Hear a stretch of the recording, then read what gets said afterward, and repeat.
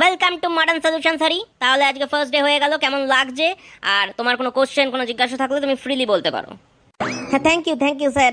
খুব ভালো লাগছে এখানে এসে। একটা মেডিকেল ইন্স্যুরেন্স নিয়ে একটু একটু একটু ছোট্ট একটা ডাউট আর কি, কোশ্চেন ছিল। প্লিজ প্লিজ বলো, কি ডাউট? না, আমি শুনেছি কোম্পানিটা খুবই ওপেন মাইন্ডেড অ্যান্ড সবাইকে পরিবারের মতন ভাবে। তো বলছিলাম, এই মেডিকেল ইন্স্যুরেন্সে কি আমার গার্লফ্রেন্ডের পিসেমশায়ের ছানির অপারেশন রয়েছে, ছানি কাটাবেন আর কি, তো ওটা কি কভার হবে? এই মানে গার্লফ্রেন্ডের পিসেমশাই, হ্যাঁ আমরা সবাইকেই মানে ওয়াইফস গার্লফ্রেন্ড সবাইকে আমরা ইনক্লুড করি ঠিকই, বাট আচ্ছা, গার্লফ্রেন্ড কি তোমার সাথেই থাকে? এই না না স্যার, গার্লফ্রেন্ড তোর ফ্যামিলির সাথে থাকে। গার্লফ্রেন্ডের ফ্যামিলির সাথে থাকে? তাহলে আমরা তো অ্যাকচুয়ালি লিভিং ইন, যদি কেউ করে লিভিং যেটাকে বলে তোমরা এখন, তাহলেই তাদেরকে ইয়ে করি। তো গার্লফ্রেন্ডের ফ্যামিলি, তাদেরকে কথা বলতে বলো। গার্লফ্রেন্ডের ফ্যামিলিতে কে কে আছে? গার্লফ্রেন্ডের ফ্যামিলি আছে আর কি, ওর হাজব্যান্ড আছে, আর দুটো ছেলে মেয়ে আছে, আর শ্বশুর শাশুড়ি মা আছে। তোমার গার্লফ্রেন্ড ম্যারিড, অন্য কারোর সাথে বিবাহিত? তো এরকম আবার কারোর সঙ্গে হয় না? তুমি যে কি বলছো, এগুলো কি কোনোদিন হয় নাকি কোনো কোম্পানিতে?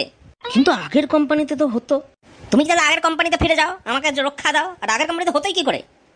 আসলে আগের কোম্পানির বসের বউই ছিল আমার গার্লফ্রেন্ড, তো এখন ও এক্স হয়ে গেছে, তো এ এখন নতুন এসছে, তো তাই জন্য ও তখন সব কিছু কভার থাকতো, তো তাই আর কি আপনাকে জানতে চাইলাম আর কি।